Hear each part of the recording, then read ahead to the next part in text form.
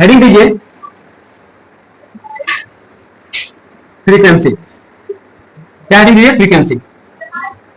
हम आपको definition last class में बताए थे फ्रीक्वेंसी क्या होता है। फ्रीक्वेंसी क्या होता है बताया क्या? याद है क्या होता है? सालू क्या होता है frequency? Number of revolution in 1 second. Number of revolution in number of revolution in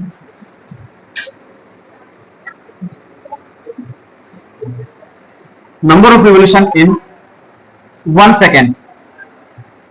1 second is called frequency. Frequency के किससे डिनोट किया जाता है जी? Frequency is denoted by small F. किससे नोट किया जाता है? एसआई यूनिट क्या होता है फ्रीक्वेंसी का? एसआई यूनिट ऑफ फ्रीक्वेंसी हर्ज होता है। क्या होता है?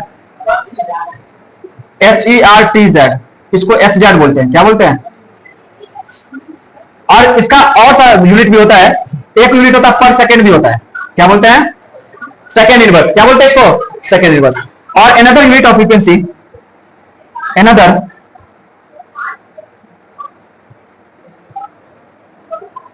फ्रीक्वेंसी, अनदर यूनिट में क्या आएगा? Revolution per second. Revolution per second, जिसको आरपीएस बोलते हैं। क्या बोलते हैं? और दूसरा यूनिट है आरपीएम भी होता है। क्या होता है? रिवॉल्यूशन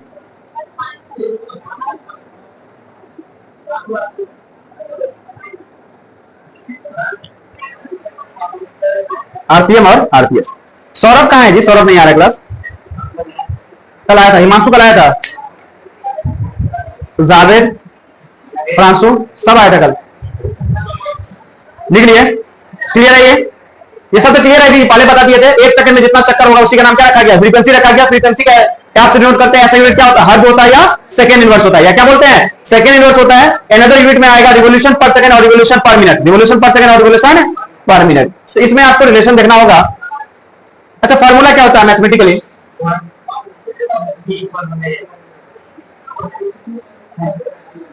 मैथमेटिकली जो बात करें, f is equal to 1/t हो जाएगा। f इज इक्वल टू क्या हो जाएगा? f इज इक्वल टू क्या हो जाएगा? 1/t। t4 टाइम पीरियड है। t4 क्या है?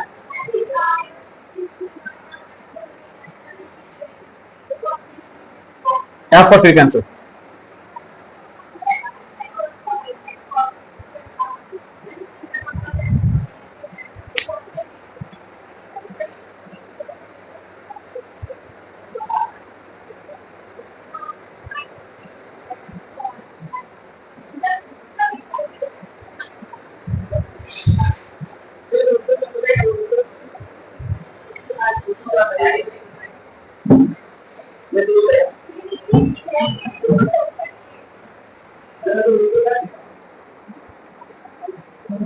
क्लियर है?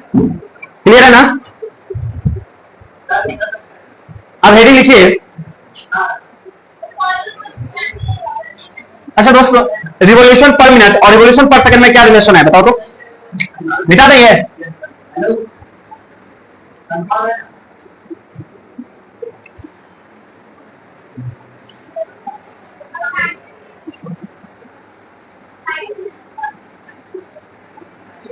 RPS and RPM. RPS and RPS. देखो, जब भी आप प्रॉब्लम बनाने जाओगे, क्वेश्चन न्यूमेरिकल्स बनाने जाओगे, तो उसमें आरपीएम और आरपीएस में आपको कन्वर्ट करना पड़ता है कभी कभी। ठीक है ना? तो ये रिलेशन देख लो।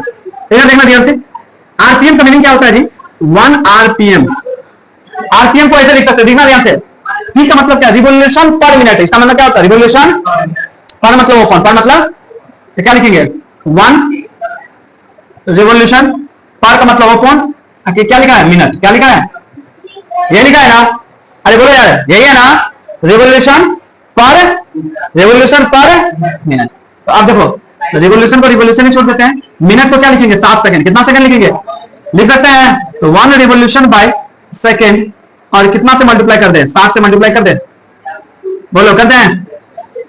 होगा कि नहीं? सेम है क्या? अलग है? सेम है ना? आरपीएम। आप क्रॉस मल्टीप्लाई कर दिए तो